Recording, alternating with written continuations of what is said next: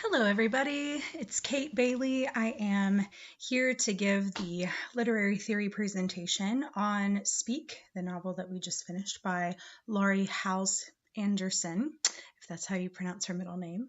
I'm going to be looking at this text through the lens of New Historicism, or kind of an interchangeable term for that would be cultural poetics.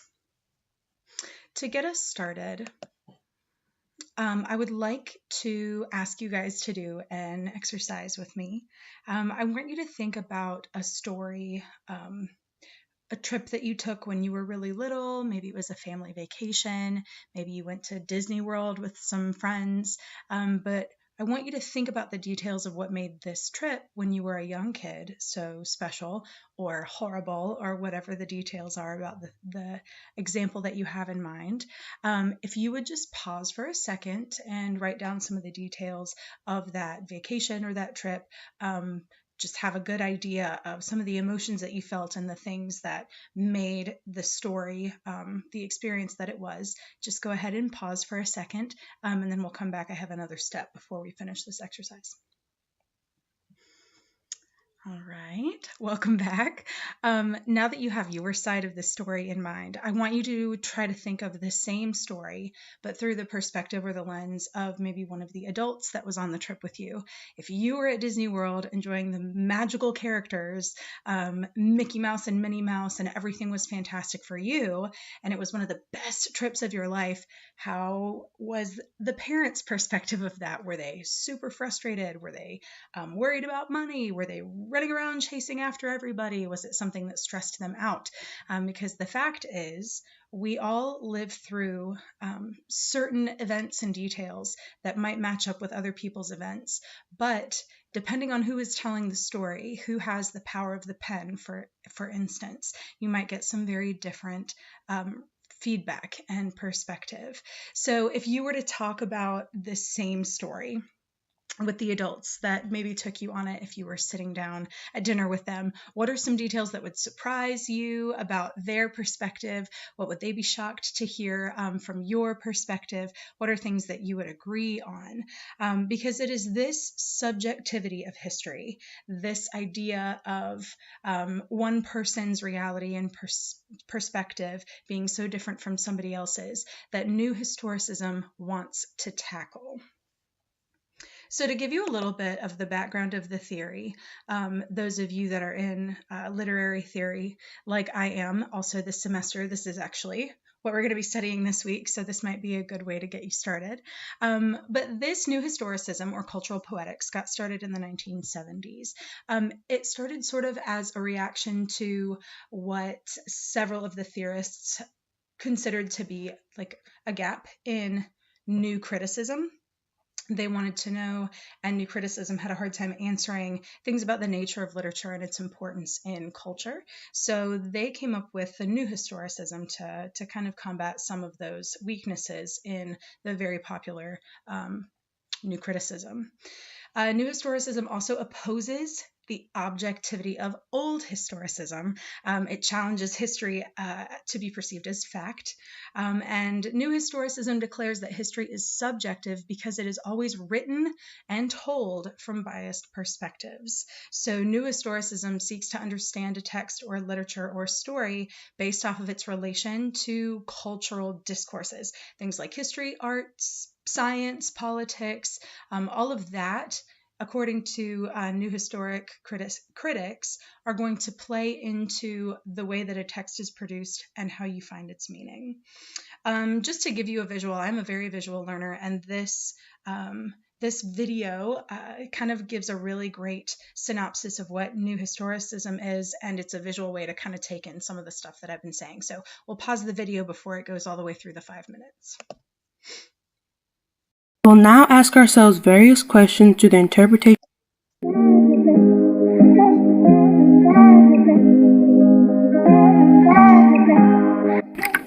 In this video, we will explore the definition and views of the New Historicism and Cultural Studies literary lens, and explore Black Boy by Richard Wright through the lens's perspective. New Historicism has the goal of putting every text back into the context under which it was created. It is the idea that authors are always influenced greatly by the times they are living in, and their work directly reflects that influence. It also takes note of the societal conventions and cultural movements of the time specific to the author's location. All of these components are expected to have contributed to the author's worldview and then been translated into their work. New historicism takes a stance that the most key element of history is the way it is interpreted. By this notion, this literary lens indicates that works of literature are products of their respective place on history's timeline, and they direct the motion of history, showing resemblance to certain structuralist theories and realizations.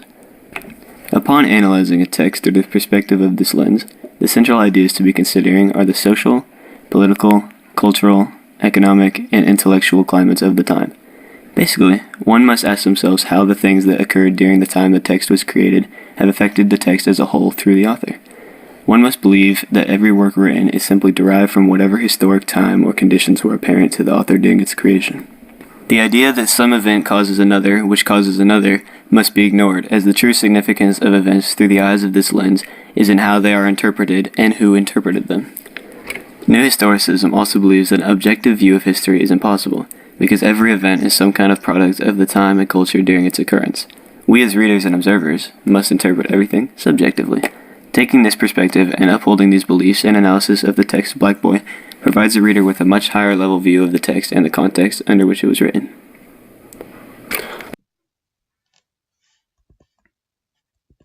All right, let me get out of here.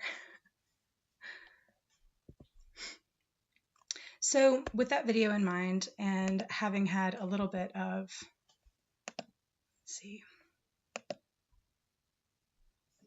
there we go. Having had a little bit of background on what New Historicism actually is, here are a couple of theorists that really helped define and coalesce the ideas that created New Historicism. Stephen Greenblatt, I recognized as I was studying this, as well as Michael Foucault. But Clifford Geertz, according to Charles Bressler, who wrote the primary resource text that I used for this presentation, Clifford Geertz says, according to Bressler, I'm going to read this quote. Each person views society in a unique way. There is an information gap between what our body tells us and what we have to know in order to function in society. He goes on to say that this gap also exists in society. Society simply fills in the gaps with what it assumes to have taken place. This information gap within both people and society is what results in the subjectivity of history. And while New Historicism is a really broad lens, like the video said, through which we can view literary theory and critical thinking, I want to focus in on this information gap and then the personal stories and the subjectivity of history as it relates to Speak and to Melinda Sordino's story.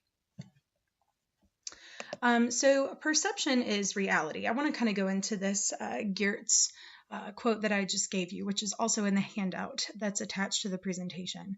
Gaps and assumptions. These are two tricky and sometimes dangerous things to be operating out of. But here again is that society simply fills in the gaps with what it assumes to have taken place. So if you look at Melinda, in the story, if you look at her as the author and her story as the text that we are trying to look at and discuss, then her school, the people in her school, her classmates, are the culture in which she's operating. The discourses that they're having, all of that is what's playing into her story and is what is either changing it or giving it meaning. But the story of her classmates, her former friends, Andy Evans, their story has become history. The assumptions that everyone at the party that Melinda busted when she called the cops, the stories that they took away somehow gained traction, and those ended up being the stories that ended up being written down as history, to the point where the entire school, even people who don't know Melinda, have started looking at the police calling as something that she just did, either out of spite or fear. Nobody really knows, because they haven't asked her, because they're looking at their own objective versions and not being subjective. So just some questions to think about. How did society or her high school fill in the gaps of the story of Melinda's busting the party? And how did those assumptions become history? I don't have an answer to that question. a lot of new historicists say that whoever has the pen holds the power. So if you are the one that is writing the history that's being widely accepted, then you are the one in control. This is kind of a Marxist idea that really plays into the Great Britain version of New Historicism, which is called cultural materialism. So having that Marxist view of the bourgeoisie class being the ones in charge of how a story is interpreted kind of comes into play here with this a little bit, because Melinda is obviously more of the proletariat or the working class person whose message is being oppressed. So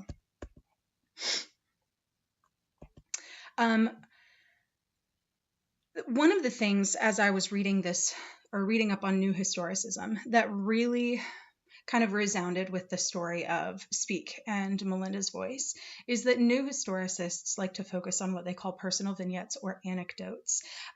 They say that such many moments in history will reveal the multiple counter histories that have been marginalized by previous scholars and writers.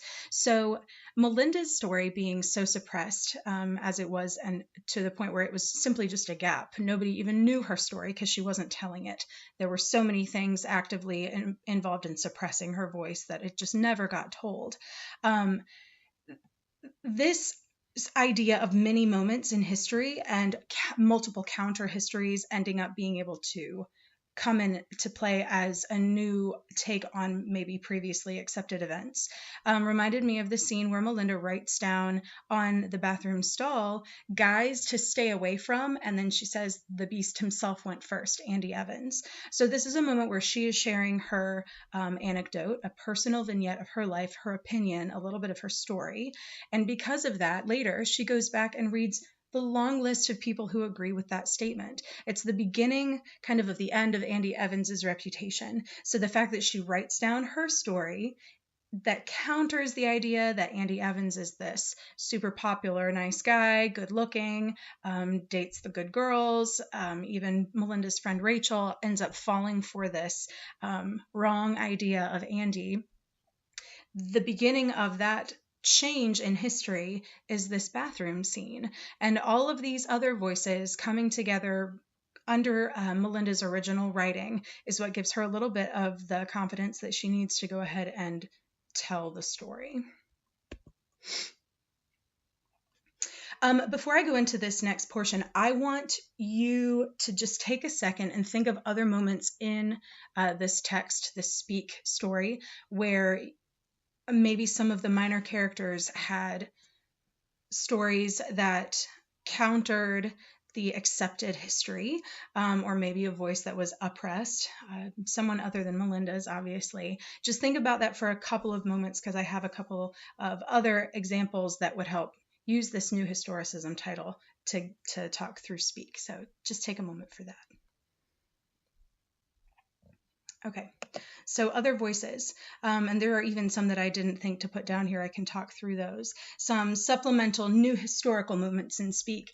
One of the ones that I thought was maybe not quite so obvious was the very first day of class. Melinda is sitting in art class with Mr. Freeman, the art teacher, and he tells everyone that is sitting there waiting to get started on drawing, do not come in here and ask me to help you draw a face.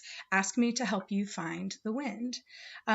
This to me shows how he was desiring to teach his students not to just do the objective thing.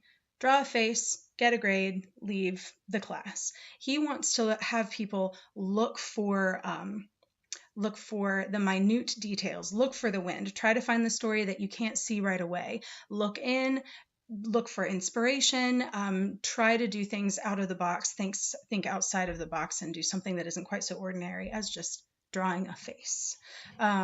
That just goes with New Historicism to me, because we try to look at subjective stories and things that might not be quite so easy to see as the general assumption of what, say, art class is. Another moment that I thought was a repression moment or an oppression moment was Heather's role in the group, the Marthas. the fact that they used her to do all of their dirty work and to get all of the stuff done for the dance and for decorating the teacher's lounge and their canned food drive. They had Heather do all of the stuff, the grunt work, and then they came in, completely repressed her to the point where nobody even knew she was even trying to become part of the Marthas, and then took the glory for all of the work that she was doing. So they're the ones with the power writing the story about how wonderful they are and the good deeds that they're doing, and how they're just such great volunteers and willing to dig in there and do whatever is necessary to be helpful members of society, when in reality they have other people doing that for them, and they are just sitting back and taking the credit for what other people have done to accomplish those things for them. So just this whole book, this whole text is filled with moments where aside from Melinda's obvious inability to speak and share her story, you're looking at oppressed voices. And New Historicism seeks to unearth some of those in order to get a better idea of what history actually is, and then to talk about how many different things play into each story, especially stories like Melinda's in this example, in order to give a better, more complete vision of what history really is. Though I know, even according to these theorists, you'll never get the full picture because you always have people adding slightly different details that make the picture richer. So, all right, well, and here is my works cited. Thank you for listening and watching my presentation on Speak and New Historicism. Any questions, feel free to let me know. Otherwise, I just look forward to seeing y'all's comments for this week. Thank you.